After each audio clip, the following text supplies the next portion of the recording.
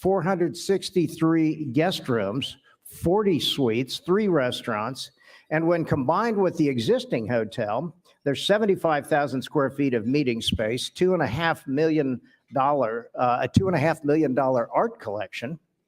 It is the largest hotel in the state of Ohio, and it allows the city to continue to welcome major events and conventions.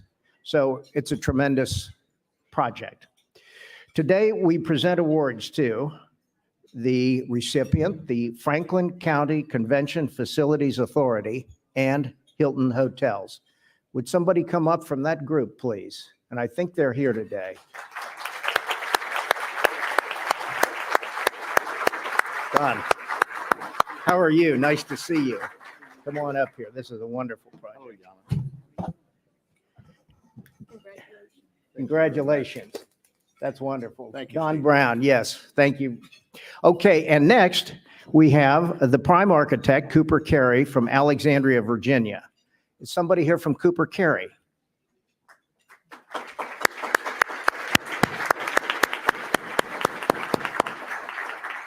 Welcome, thank you. Hi, nice to have you. Congratulations, yeah. Very good, Cooper Carey. Thank you. And the associate architect, Myers and Associates Architecture from Columbus, Ohio. And I know those folks are here.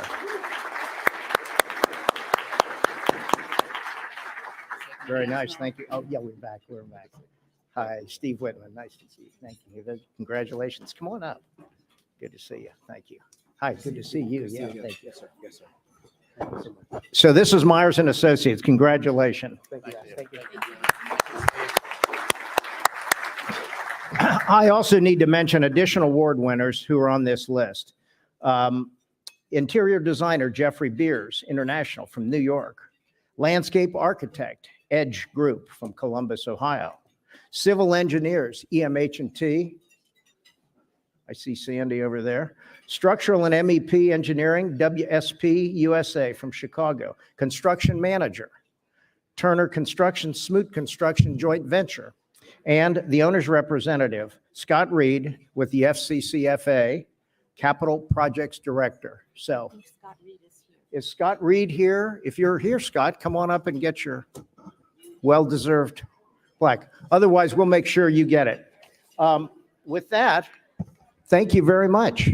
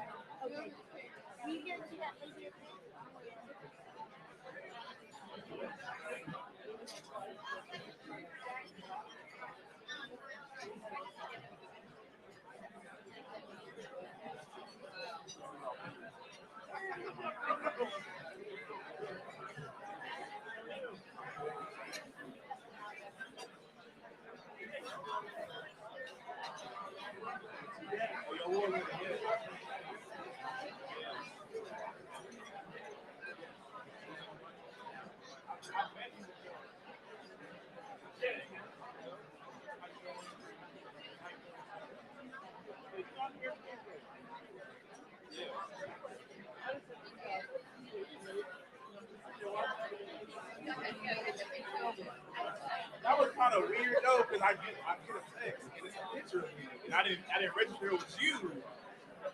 You put your name in the contact. I put my phone up, and it's just me. And I'm like, I was over there dancing and stuff. I'm like, and then I saw it too. Yeah. We're going to see Black Panther next Tuesday. So I'm gonna theater at Overton. Yeah, I think she told me you were trying to help out with that. So yeah, so they were able to get it on. So I'm gonna capture, I'm gonna hang with them the whole day, and I'm gonna put B-roll from that into the video. And I think that's all we'll need. Yeah. Well, I talked with them too, just real quickly, because I do want to get us all in the meeting to talk about the rollout. They don't want to approach it like we're begging, or approaching it like, hey, this is what we do, this is why we do it. Because Don told me no matter what happens after next year, she's still going to do it. It's just going to have to change how she does it. So that's basically kind of what that is. All right, for sure. Of course. Yeah.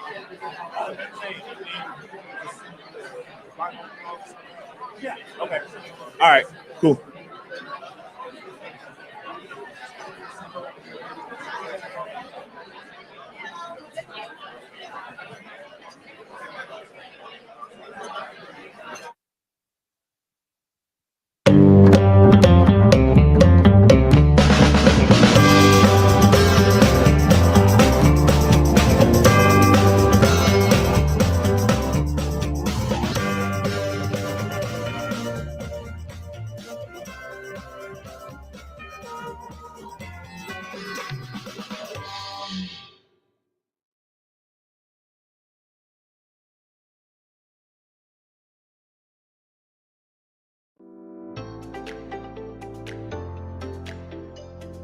Join me at CMC. Get engaged and get educated. Join me at CMC. Everyone is welcome. Join me at CMC. Come grow your relationships. Join us at CMC. CMC is real, Authentic conversation. Engage with curious people. Plus, we give you access to thought leaders. Be informed, be inspired. Through community conversation. Come here and meet your neighbors. Be here in the room. ask questions, Get answers. Connecting people and ideas. Learn about Columbus. Who will you see at CMC?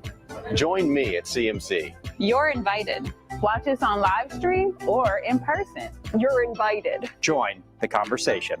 You're invited. Welcome to CMC.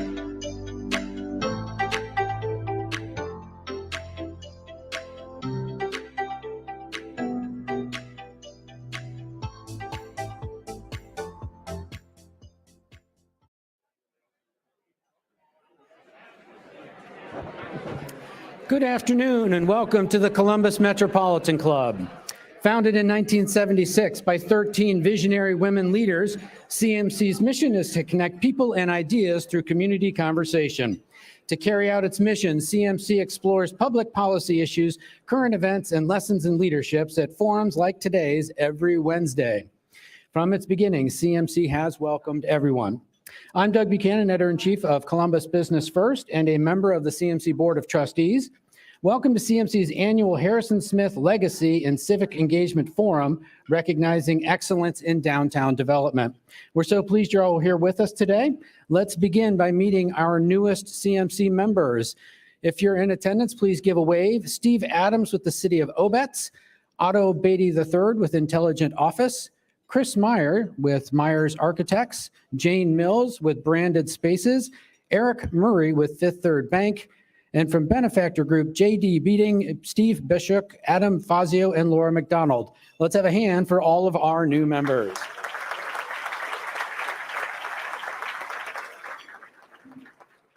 If you're not already a CMC member, the big question for you is why? If you think CMC membership is expensive, you might be surprised to know it costs less than $17 a month. Please also take a moment to look on the back of your forum flyers. You'll see the organizations that provide the not-for-profit Columbus Metropolitan Club with half its annual revenue. And to join these sponsors, see Lainey Cuthbert with CMC, and she is standing at the back right there. Before we begin, a few important thank yous. Thank you to today's forum presenter, the Harrison Smith Legacy and Civic Engagement Fund. Thank you to today's sponsors, the Smoot Construction Corporation, Keeler and Nadler Family Wealth, Smith and Hale, MKSK, and the Sarah Gormley Gallery. Thank you to the Center for Human Kindness at the Columbus Foundation and the Columbus Dispatch for presenting today's live stream. Let's thank all of those supporting today's forum.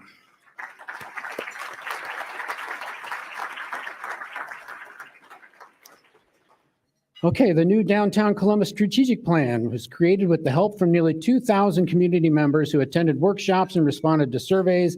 It outlines a vision for our downtown's core that's more livable, friendly to pedestrians, and reduces surface parking.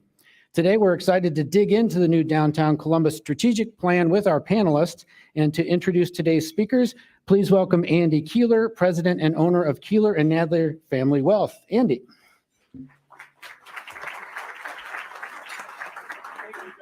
Good afternoon. Again, my name is Andy Keeler, and I'm the president of Keeler and Nadler Family Wealth. I'm often asked what I do and how I'm different. I suspect most of you that work with financial advisors will hear them opine on the stock market, prognosticate about the direction of the economy, or dazzle you with all kinds of confusing terminology about your asset allocation. We believe that the upside is elsewhere. We believe that there's upside in knowing now in November or December what your tax liability is going to be come April, so you're not caught unaware. The upside is in knowing that if something happens to your 22-year-old son or daughter, you have the legal authority to act on their behalf. The upside is in knowing that if you are considering or remodeling your home versus buying a new one, you have a trusted advisor that can help you navigate that decision. With that, today it's my pleasure to introduce this fine panel of esteemed visionaries, and you can add that to your curriculum vitae. When I was asked why I chose to sponsor today's forum, the answer was very easy. In addition to my day job helping clients make smart financial decisions, I also happen to be a Dublin City Council member. I believe that rising tides raise all ships. And what's good for the region, good for Columbus, is good for the city of Dublin, and it's good for my business. Just as landing Intel wasn't only a win for New Albany, it's a win for the entire region. The panelists today are visionary doers that clearly live by the mantra that the future of Columbus is not a sprint, it's a marathon. And it takes vision, perseverance, and a degree of risk to accomplish it, which parallels the work we do for our clients. I'm very excited to hear our panelists' insights. And so please help me welcome today's speakers, Michael B. Coleman, former mayor of Columbus, partner with Ice Miller, and chairman of the Columbus Downtown Development Corporation's Board of Directors. Greg Davies, Chief Executive Officer of the Columbus Downtown Development Corporation.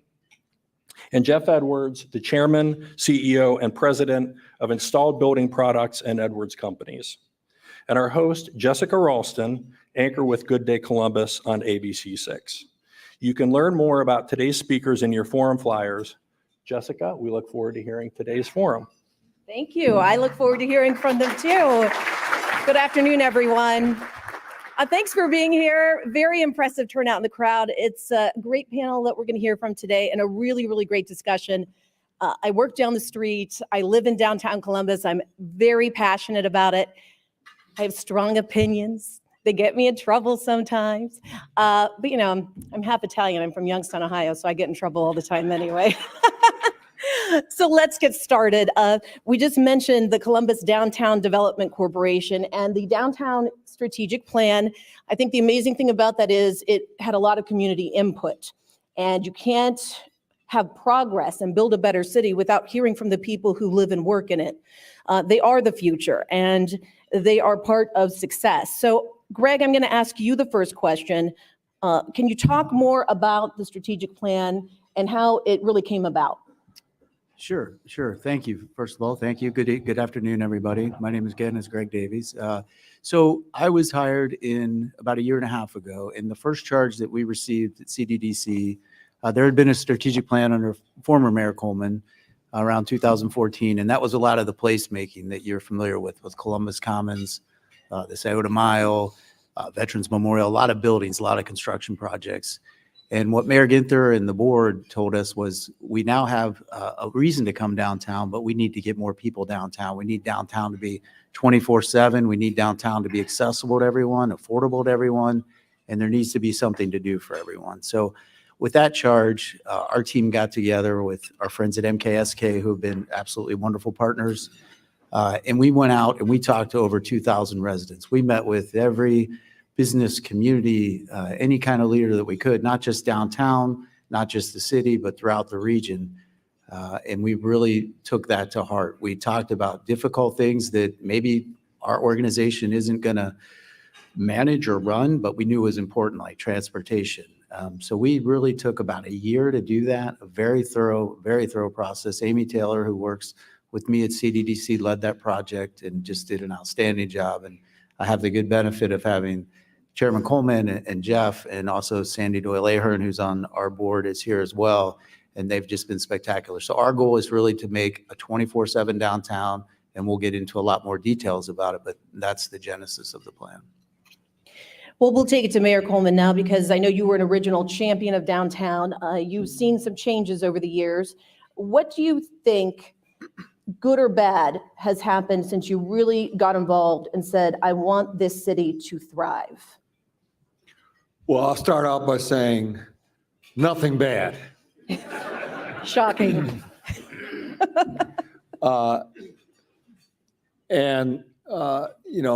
Downtown was at a critical juncture back in 99 and 2000.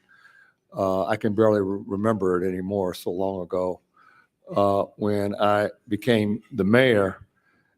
And at that time, it was at a crossroads. You can go on Broad and High, roll a bowling ball down the middle of Broad and High at 6 o'clock in the evening every day or any hour on the weekend, and you wouldn't hit anybody because there was nobody there, everybody had left. Downtown was only a place where you come to work, and people would speed out back to the suburbs. And we felt, and Greg Davis is part of that, we felt we needed to reinvest in downtown, because downtown is every neighborhood's neighborhood. Everyone in the city of Columbus owns a piece of the rock in downtown. It's the one common thread, the one common thing between everybody, everything, and every neighborhood. And that is the success of its downtown. And the reason is because that's where the economy is driven by the jobs that are generated in downtown, the jobs that put money in the general fund to create a budget for police and fire and housing and rec centers. It is our living room and our playroom where people can come downtown and enjoy each other as a community. And it is the unifying factor of our city. We have the arts downtown that we want to promote even more, right, Tom? Yes. We have a riverfront that is the best of the best in the nation now, but it wasn't always that way. We have people in our community, business leaders, civic leaders, folks all over that wanted to find a way to do something downtown. We had great doers, like the man down at the end here, Jeff Edwards, who came into my office, I don't even know when it was, a long time ago, 20 years ago, 15, whenever it was. And he said, I have an idea. He said, I have a dream. I'm putting them up there, guys. And it's all coming together. Look at what he's done in our downtown. So that's a long answer to a short question, and I'll shut up. Once a politician, always a politician. Thank you, Mayor. We'll give it to you then, Jeff, because, you have to believe in a downtown to invest in it. Let's talk about goals for the future, because you're right. The city does have a lot to offer, but obviously we can do so much more. That's why there is a strategic plan. And if any of you are on social media and you read the comments people make about the things they want to see happen down here, the list is pretty long. So what do you think, Jeff, you would like to see happen here? Well, first I want to preface my comments by saying it's impossible to follow him. And unfortunately, it seems like it's happened more often than makes me feel comfortable, but I'll give it a shot anyway. Obviously, as was hinted at, there have been a lot of really great improvements made to downtown. We lack still, though, currently kind of a connectivity of a lot of those activity centers and a lot of those major improvements, whether that be vehicular or other forms of transport or even just walking. So, in addition to that, to get to and from those things that lack the connectivity, there's really a lot of times no interest. So, for instance, if Columbus Commons has been very, very successful and the River South and that area, to get from that successful area, let's say, to north into the, say, Gay Street area or into the Arena District, there's just no pleasant, interesting way to do that. And so that's one of the things that I think we really need to work on and try to improve and speaks, even the strategic plan speaks to that. There's some ideas that have been floated around, not only in the strategic plan, but I know at the CDDC level too, about helping to kind of prop up some of the retail uses, both in terms of kind of the diversity of those retail and restaurant uses, but also kind of more inclusionary in that way, and to kind of make the numbers work for them, because it's both as a landlord and as a business operator in downtown Columbus, still, it's not, really a home run or an easy putt. So I think we're going to have to lean in that regard and try to make some of those kind of improvements too. But I think the reality, again, a long answer to a short question, downtown is the place, though, that we can't, we have a terrible housing shortage in the city of Columbus. And I say that's really the whole metropolitan area, especially in light of what's going on with Intel and a lot of the job growth we hear about. And there's nowhere in Columbus that's positioned so well as the downtown area to go ahead and try to take advantage of and build a lot of housing for a lot of people. And it's also the most green way to make it happen, because things like, infrastructure, roads, police department, fire, gas, water, sewer, electric, all of that's in place. The city of Columbus, and I don't remember the year exactly, but let's just say in that 1950 to 60s type range, was home to about 40,000 people. So the goal is to get back to that 40,000 person number from what is now just over 10,000, a little over 11,000. So, and that's by 2040. And whether that's completely realistic or not, I guess that remains to be a question. But I think there's a real opportunity for us to make a very big impact on the number of residents downtown as a result of what's coming in front of us. Well, that was going to be part of the next question. That is a 250% increase, a goal of 40,000 people living downtown by the year 2040. It's a lofty goal. It's a high goal. Let's talk about that a little bit more. And more, Jeff, we have to talk about affordable housing. Building the housing is great, but we're at a point right now where it's getting tough. I mean, $3,000 and upwards for a 2-bedroom in downtown Columbus is not feasible for most people. So we can keep building new apartments, but if people can't afford to live in them, I'm just wondering which course you're going to take in order to get people, we bring people down here, but is it going to be affordable for the vast majority of residents? Yeah.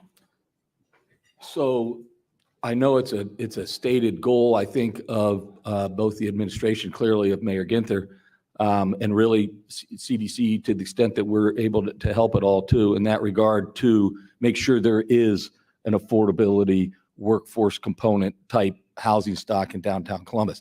I can tell you as a real estate developer who's not even very good at making not affordable apartments not affordable, if you know what I mean, that it's not an easy thing to get to work out financially. I mean, we're building a building next door to the Columbus Club currently that will be not affordable. And the returns are next to nothing, even with tax abatement. So the idea of having to burden the downtown real estate with that, with a requirement like, workforce housing, let's say, or affordability requirement is not going to happen probably in and of itself in the private sector. It's going to need some help probably. And we all want it, right? For a lot of reasons, downtown and elsewhere. The reality is today, there's never been a more expensive time to try to build anything. Interest rates have gone the other way, and there's not a place that's probably more expensive, especially when you go up to the degree that you're encouraged to go up in downtown Columbus, that just drives costs up too. So, I'm building my personal residence downtown. I wish I knew Mr. Keeler before, because he said he would have the answer for me to make that experience more pleasant than it's been. But everything costs a ton, so is all I can say. And it takes forever. So, could I add something to Yes, that? absolutely. Just in terms of the affordable housing, that was, again, as I spoke early, that was one of the key tenets of the mayor. And we started, and we're going to be opening in October. We're building 100 units that are 60, 80, and 100% AMI, which is average median income, which is affordable workforce by any standard. And it's going to be right on Topiary Park. And we're very excited about that. We had some dollars left over from a previous program, and Mayor Ginther and the administration put in more dollars. And the whole point was, this was before the discussion got started, and he hired Aaron Prosser to be the housing czar and to do that and to work with all the municipalities. And I think now we're at this crisis moment with Intel coming, where we really need to figure this out. And he wanted to put a stake in the ground that said, well, we're going to do it downtown to show everybody that can be done. And to Jeff's point, there is subsidy. And I think the city and the county and the state and others will continue to provide subsidy for quality projects downtown. And I think that they can help with parking and with all the infrastructure that Jeff talked about. But there's no question someone's going to have to fill that gap. But I think there's a willingness now to fill that gap. I think people see affordable housing not as necessarily just a social issue, but an economic development issue. We do have a housing crisis regionally where there's just not enough getting built. And then you add on top of that the difficulty of just 60 and 80% getting that met. But I think we're doing the right things to do that. I think the conversations that are taking place regionally, I think suburbs are beginning to understand the impacts of not having it. But I think we can do some more work downtown, and that's been our charge, and that'll continue to be our goal. So I just wanted to add that. Well, part of that charge too has to be retail. And we'll stay with you for a minute, because during the protest in 2020, and then, we got hit with COVID, we saw businesses forced to shut down and leave, and they just couldn't recover. And it is disheartening to walk around downtown and see empty storefronts or see what was there and is no longer there. It's a huge part of developing the city. What is part of the plan to get businesses to come back downtown? Yeah, I absolutely agree with your statement. We have tried really hard. We started in April and encouraged all the large businesses, the governments, to bring their workers back. First of all, we need people back to work. I know it's difficult, and a lot of companies struggle to get people full-time, but the truth is downtown needs people. So the first priority then is within our control is to get everybody to come back to work. Secondly, I think we need the 40,000 residents. Retail has always been an issue downtown, just because retail is a creature of people. Where people are, retail will follow. And so we need to get the people to live downtown. We really need to focus on that, get people back to work. I think Jeff is the PNC building downtown is a great example of looking at things differently.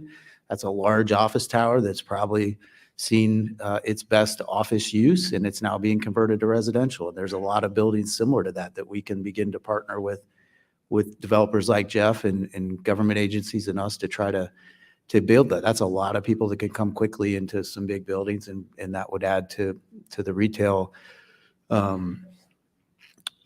inventory. And so that's really what we're excited about. We want people to be able to walk. A lot of people, grocery store is something that's not necessarily downtown. On the peninsula, if you're familiar, behind COSI that CDDC has been working on with the city, and some developers, there's talk of us, we're trying to incentivize to get a grocer there. And we think that would really help, along with the work that Brett Kaufman's done at Gravity and a lot of the stuff in Franklinton, and it all just begins to feed itself, and all these people will begin to come downtown, and that's our hope. I think we can't do anything without more people living downtown. I think that's the key. It's true. Well, Mayor, one of the things about getting people to come downtown, whether it's to work, live, play, is that they want to feel safe. And what's the one thing I hear from people who live in the suburbs where I used to live is, it's not safe down there. I don't want to go down there. I don't feel comfortable. And that's not the image we want to protect. And we want people to know you can come down here and you're going to be okay. What do you think are some strategies to improve safety in the city and to let people know that this is a place where they should feel comfortable?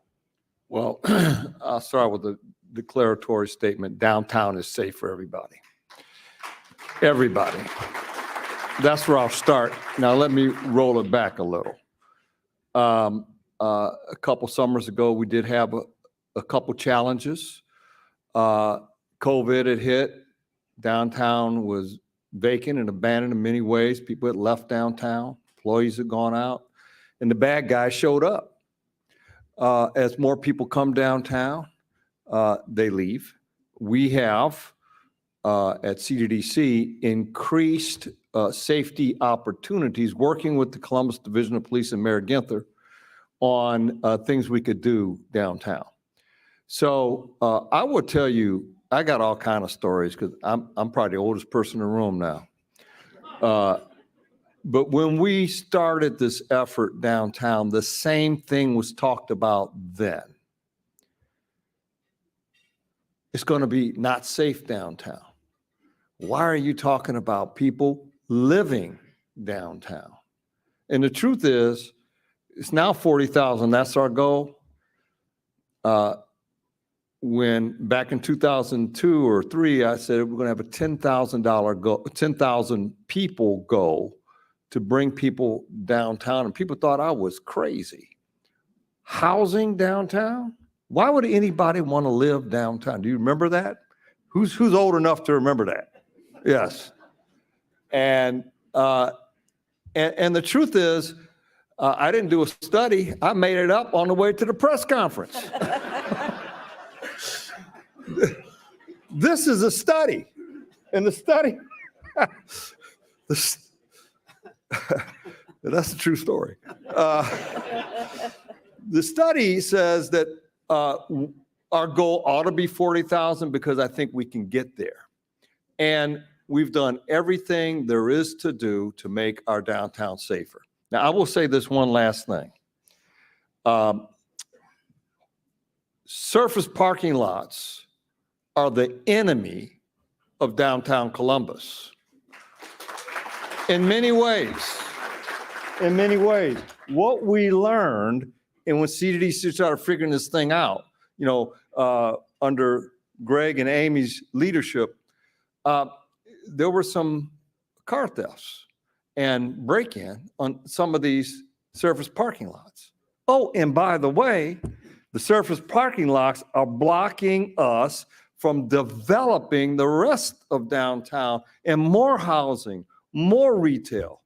And so I think, and I know the administration is going to look at this, how do you incentivize someone who's holding on to a 100-space surface parking lot to change its use from a surface parking lot? And how do you use the hammer as well? You got to do both. And I hope that's going to be looked at in time. But I think surface parking lots is the enemy of development downtown in many ways.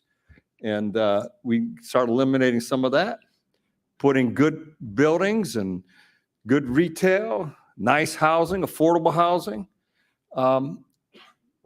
That perception will change. Good answer. Thank you. All right. Jeff, well, speaking of, just off the cuff, surface parking lots, you're developing there, right, on High Street near Gay, putting up a building that's going to get rid of a big surface lot that's kind of like a gaping hole. Is that your project?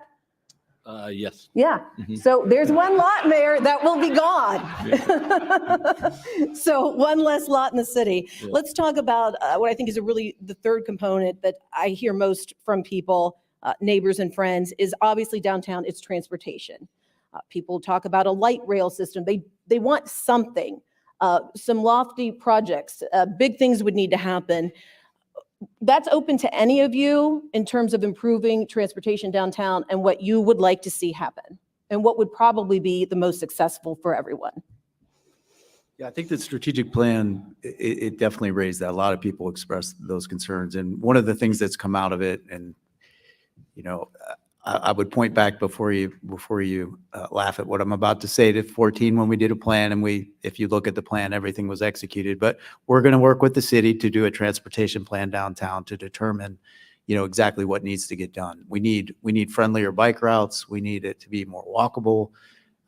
We need to figure out the one-way streets and whether some of those should be two-way. And we just need to be more concerned about people walking from work to where they live, to where they play, rather than getting in their car, leaving their office, and getting out of downtown. And that's kind of how it's been designed, and that's what we need to really look at. The city is committed to funding a study, and we are going to work closely with the city and their consultant to do that. But the main goals would to be more of a neighborhood feel, more friendly to bikes, more friendly to pedestrians. Obviously, we work very closely with CODA. They have a Link Us project that has some bus rapid transit involved in that. We're very intimately involved with that. We're hoping they're successful. I think we'll hear more about that in 2023. But that's the main goal. Has part of your discussion been, especially in European cities, have been successful with really focusing on cyclists and pedestrians and either banning cars completely or reducing the amount of traffic greatly? Has that been part of the discussions? Traffic's okay. It's just keeping it downtown and keeping people seeing the retail and doing all that. But, you know, Columbus is a very car-friendly place, and we need to break ourselves of that. And historically, the public has not supported, you know, rapid transit. But I think we're at a point where we're beginning to grow. The city's still growing like crazy. I think Intel, the airport, these are places that are going to become increasingly more important, that transportation's a key to that. So I don't know that we'll ever look like a European city, but I do think there's opportunities like bus rapid transit and, you know, bikes and all that. And of course, you can't bike year round. I'm sure some people would argue, but that's another challenge of Columbus is the winter. So, but those are all things that we're going to be looking at. Okay. You mentioned, Mayor, the riverfront. A lot of people have a lot of ideas about the riverfront. Certainly, the Side Mile is one of the most beautiful parts of this city, but a lot of people think more could be done. It could be a really magical place where people could gather. What are your thoughts on what could be done there, and what would you maybe like to see happen there? Well, let me start by saying that the vision I had is happening now. And it just has happened. And so I will tell you, wasn't that long ago when you were in Youngstown, the riverfront was dirty, filthy, nasty, disgusting, and it smelled terrible. And it was super wide, and it had sediment in the river where you could almost walk across the river if you jump from one sediment to the other. I mean, it was, and you see dead fish around and trash and grocery carts, and the smell was atrocious. And of course, nothing could happen. Under CDC leadership, it's all been transformed to a place we call Side Mile. And so don't take for granted what has occurred thus far, because it is an incredible transformation from where it was to what it is today. Next steps is to see how the riverfront can connect up with all the other discussion about the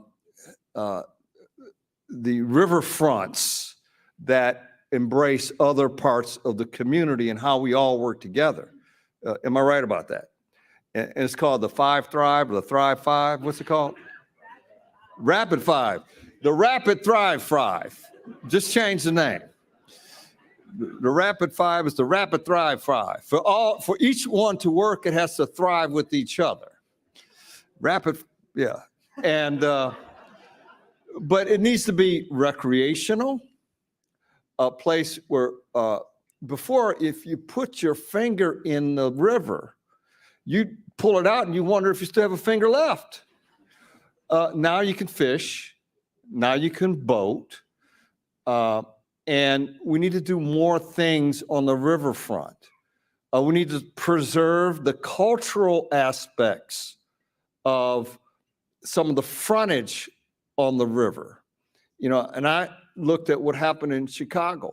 Rather than put a bunch of apartments up on the riverbank, I think it's a place where the community comes together, the cultural riverfront. And I think that's where it is today.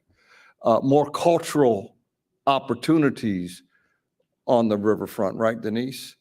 I think I saw you here. And so collaboration with some of the other efforts on water and rivers, in making it a place where people like to be, fun to be, and enjoy, and activities on the banks and on the river itself is what we need. To that point, we are redoing the Scioto Mile Fountain. We're working with Columbus Recreation and Parks.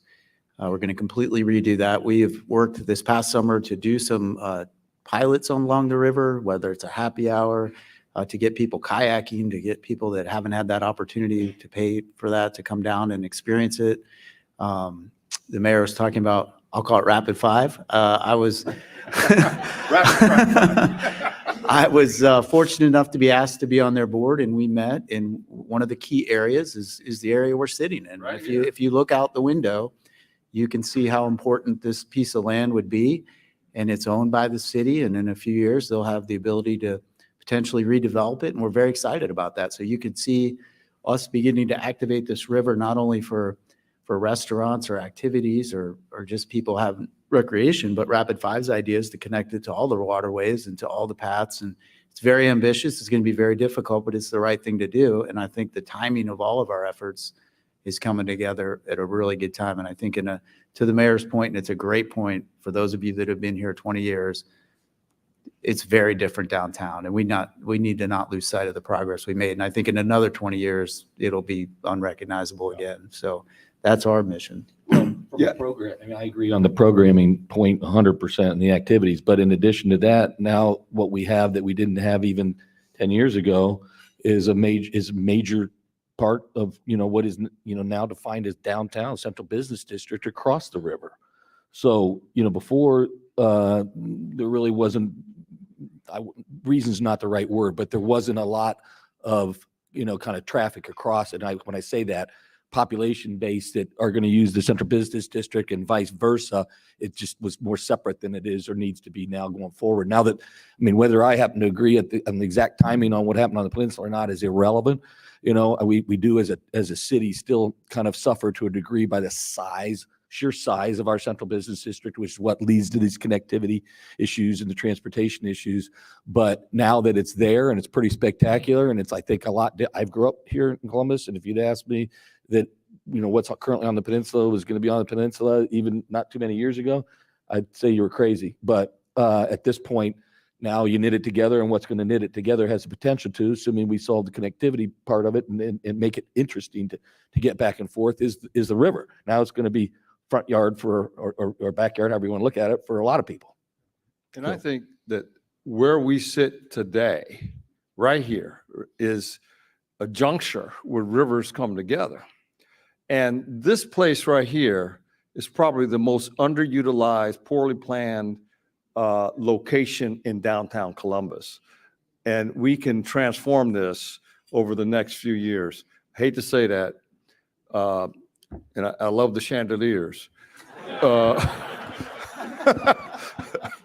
However, my hope is that under Mayor Ginther, under his next term, we see this develop into something that it has both a public part that is important to the riverfront, and then something else back here.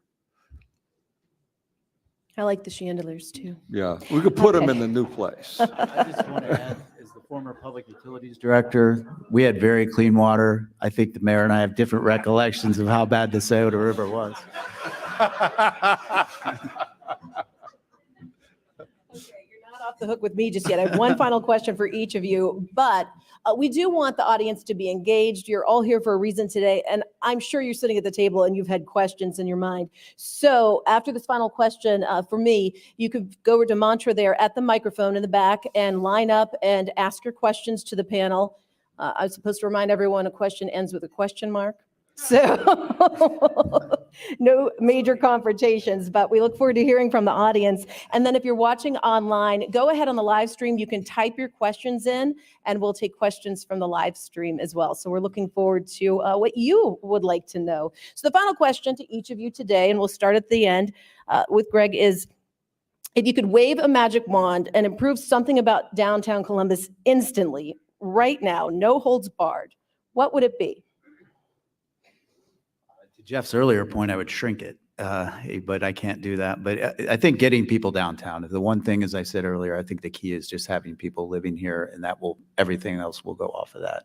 Getting people to come back downtown to work and making more available residential units, I think, is the key. Jeff? That's a hard question.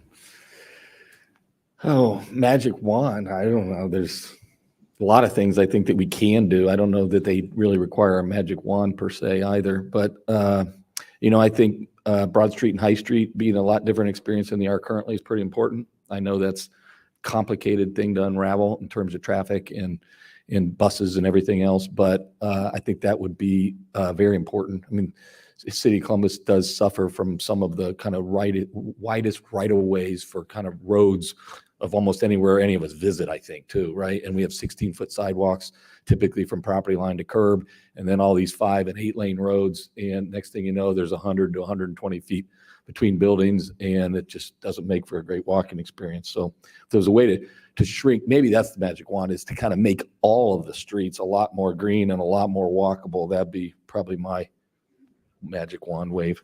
So Okay, nice. I don't think it's a project. I think it's an attitude. And when I say that, I always said that a city that doesn't change falls behind. And sometimes I fear Columbus fearing success. Sometimes I'm concerned, and I don't want to see this happen, a level of satisfaction and complacency where everything's just cool, just leave it the way it is. I think you have to protect the assets we have, and risk a little bit in the future, think visionary, and have the attitude that we can get there if we all work together, and risk a little bit in a community that sometimes doesn't like the risk. So that would be it. Don't be complacent. Don't be satisfied. Always seek to get better and improve whatever we do. And that the past is only a building block for the future. But it's up to the next generation to actually put that building block on put a new block on the building block that's there. So do that. Put that building block and another building block and another building block, come up with new ideas and execute it.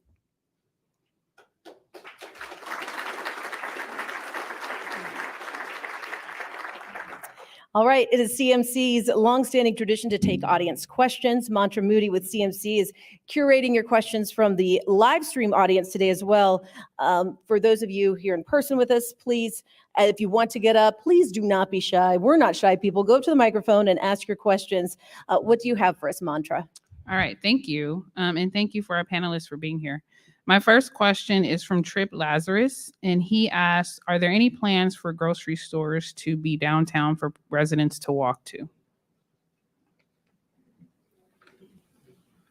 Well, I have lots of plans. In terms of reality, the one I mentioned to you, we are working with developers and folks across the country to try to identify a grocer to potentially come into the peninsula. That's one of the areas. Jeff has Hills Market that's downtown that is walkable in some areas, but we definitely need to do that. I think a lot of large cities, you might not need a supermarket, but just somewhere where you can go get milk, you can get fruit, you can get something to eat, get prepared meals. So we need to figure that out for sure. But and obviously the Kroger downtown.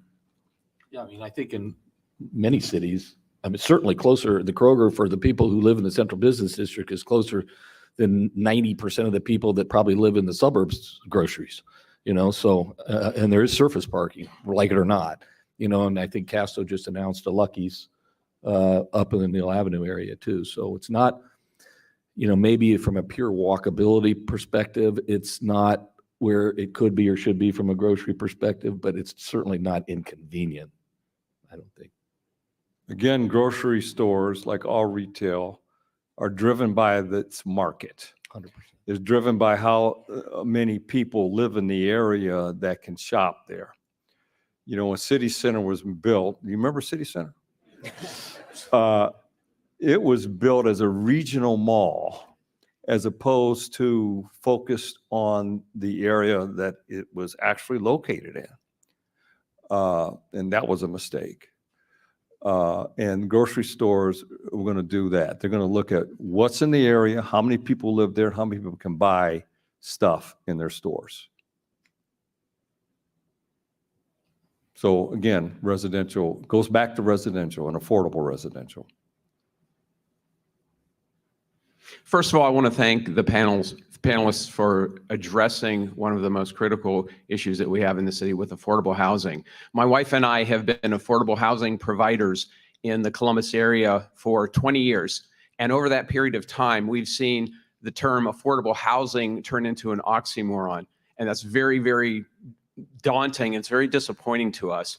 Right now, it is very challenging, and I appreciate the efforts those of you on the panelists are doing to increase affordable housing and housing in general in our region, but that's going to take time. Right now, today, I have residents that are struggling to make payments. The very last thing I want to see them is becoming housing insecure and potentially even homeless. In fact, it's gotten so bad that my wife and I are establishing our own nonprofit because we've worked with Impact, we worked with a lot of the other safety net agencies out there, but everybody's running out of money. My question to you is, while we are developing the infrastructure, which arguably would have been nice to have started about 10 years ago, what can we do today to provide safety net support for the vulnerable populations? For example, my wife and I support the justice-involved community, which are returning residents coming out of prison. It's very difficult for them to get housing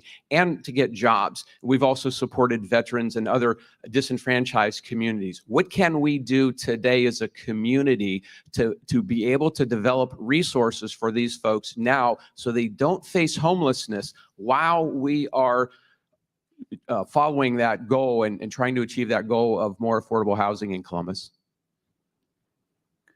Well, I don't know if we have enough time to answer that question properly, but, I would argue, having worked 20 years at the city, that the city and the county and others are doing that there are a lot of programs designed to do what you're saying. I agree it's not enough. It's never enough, but it's a matter of resources and choices. And I think the choices are beginning to change more in the direction that you're describing. And I think it's going to take a little bit of time. I do know a lot of the CARES Act that came from the federal government, the county and the city, they use that for some of the resources you're describing. We have a great homeless shelter and system. And again, not enough. I'm not going to argue that, but I do think this community takes that very seriously. And there's a lot of efforts towards that, but I don't think we're unique across the country in terms of maybe being not having enough resources for that particular thing. But as I mentioned, we're building a 100-unit affordable unit. I know there's the other private developers that announce stuff downtown,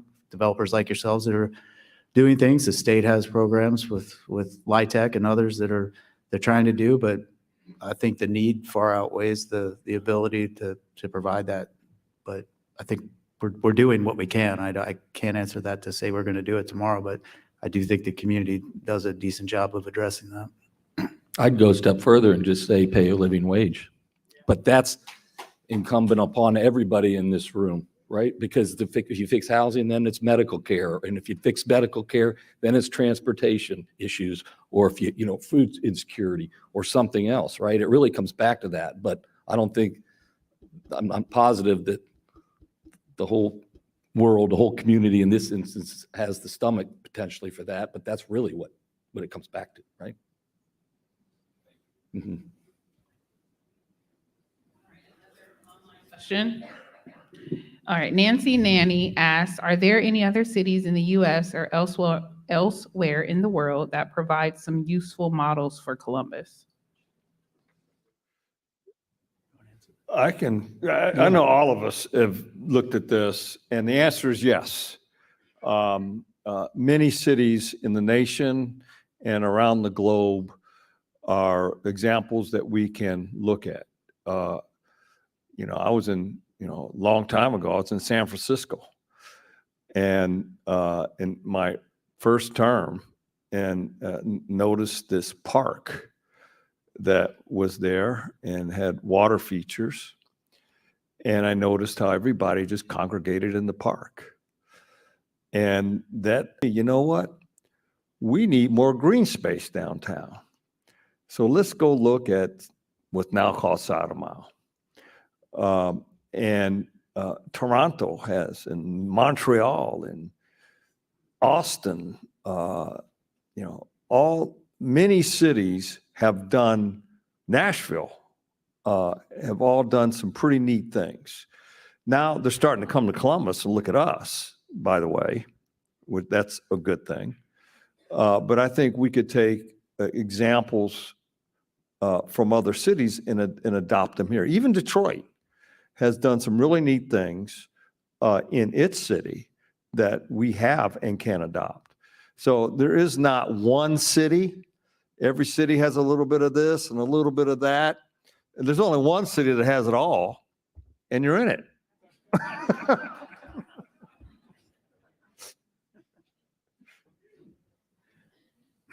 Good afternoon, everyone. I'm Michael Bongiorno. I'm Mike Coleman's personal architect. At least that's what I like to think my claim to fame is. I've got a question for the three of you gentlemen that is either going to be a hard question to answer or an easy one. Noting, you're very visible leaders with a platform in this community. As a moment of inspiration, tell me, each of you, in 5 words or less, what your tagline is for what you believe the potential of downtown to be. Like, what's the North Star you live by, and that you lead with, and how you think that's going to drive downtown forward? That's a hard question. I would expect that out of you. 5 words or less. Well, I'll go last. Let me think about it.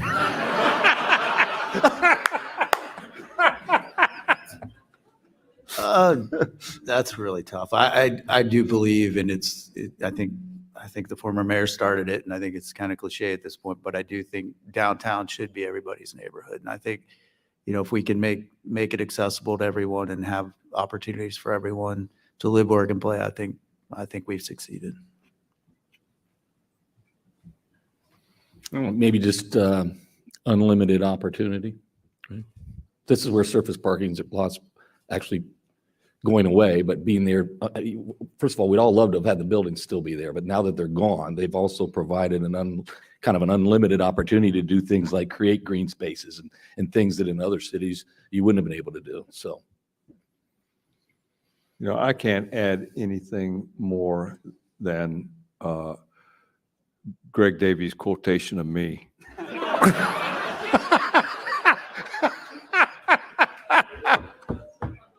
All right, let me shut up.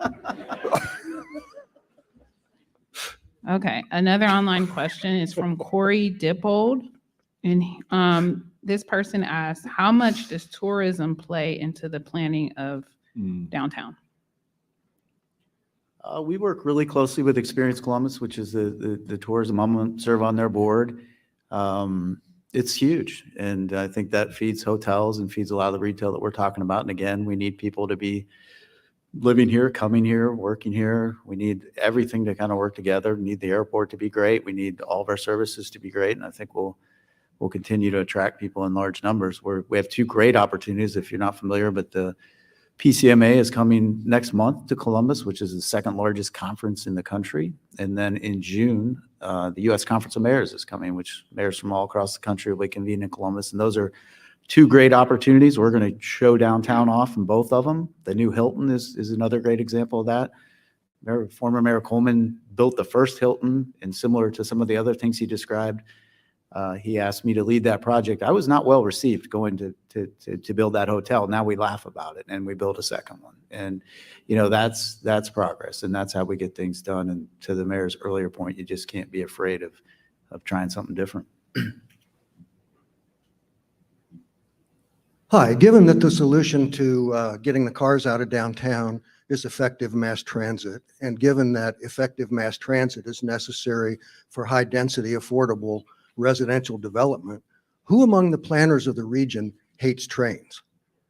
Because I think if somebody liked trains, we would have them. And I go to other cities that have trains, and it's so nice to get around. Pardon me, some of the cities that were mentioned earlier are among them. So that was my question. Yeah. I've always been a train advocate, and I don't know how long you've been here, but there was a failed proposal that I submitted to the community a while back, a long time ago, on a trolley system, bringing back the trolley system. It didn't engender a lot of traction. So I killed the idea, but I thought it was a hell of an idea. And I was moving it along. There are other train opportunities, and that's connecting Cleveland, Columbus, Cincinnati, and possibly other cities that's on the table now. And the goal would be to have it a station near the Hyatt area, in the convention center area, that used to be where the train station was located before a former mayor tore it down. So I do think trains are in the future for our city and for our state. Federal government has set aside I think it's $69 billion, if I'm not mistaken. It could be more or less, for train expansion and development in the country.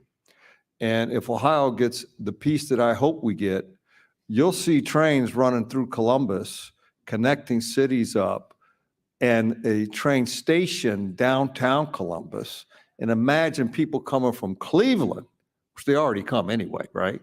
Come from Cleveland to Columbus to shop at grocery stores downtown on a train.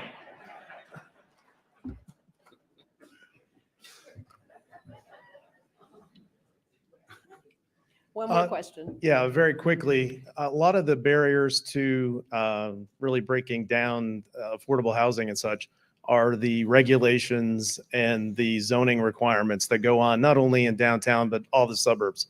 Is there any movement to tackle those collectively as a metro so that we can build more homes outside so that more people can move into downtown, into the suburbs, and just keep the flow of people into the city?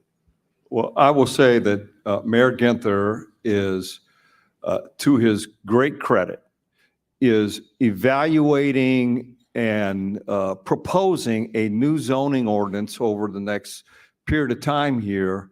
And, Columbus's zoning ordinance, we got some zoning lawyers in the room. I'm not going to point you out. You know who you are. And we do have an archaic zoning system in the city of Columbus. And it is, it doesn't take into account what we really need to have density downtown, not downtown in the city. We need to think differently about development. We need to think differently about transportation throughout the city. We need to do things differently going into the future. And so I think the new zoning code, as it evolves over the next year or so, when is that coming out, you think? With 23? 2025. 2025. It's very complicated. And, but I'm confident that it's going to address some of the historic problems we have in zoning in the city of Columbus, get the right kind of development in the right kind of ways in communities across the city. Now, as it relates to other cities and other areas in the region, I don't think there's a discussion on zoning, but there is a discussion on shared responsibility. The shared responsibility of housing, providing for the poor, affordable housing, collaboration on development. All those things are on the table for serious, not on the table, they're actually talking about them. Not stealing from each other in terms of jobs and opportunities.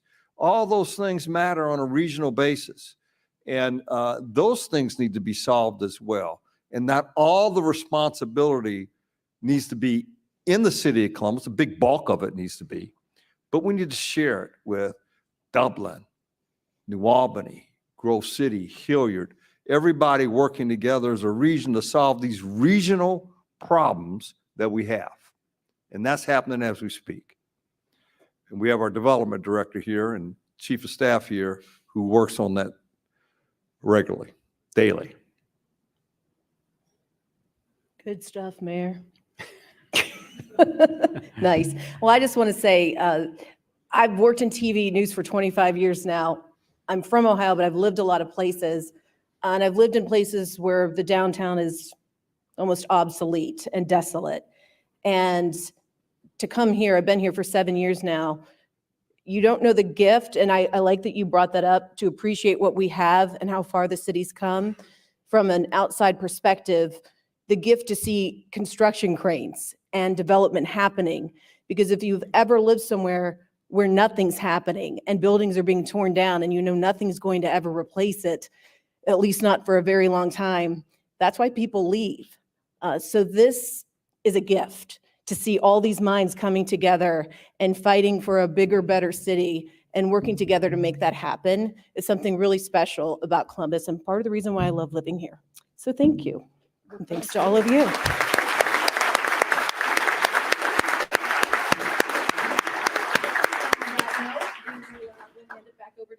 Okay, I want to thank as well today's presenting sponsor, the Harrison Smith Legacy and Civic Engagement Fund. Other sponsors today include Smoot Construction, Keeler and Nadler Family Wealth, Smith and Hale, MKSK, and the Sarah Gormley Gallery. Thank you to our online virtual seat patrons and to the Center for Human Kindness at the Columbus Foundation and the Columbus Dispatch for supporting today's live stream. And lastly, a very special appreciation to Michael B. Coleman, Greg Davies, Jeff Edwards, and our host, Jessica Ralston. Let's have another round of applause for them.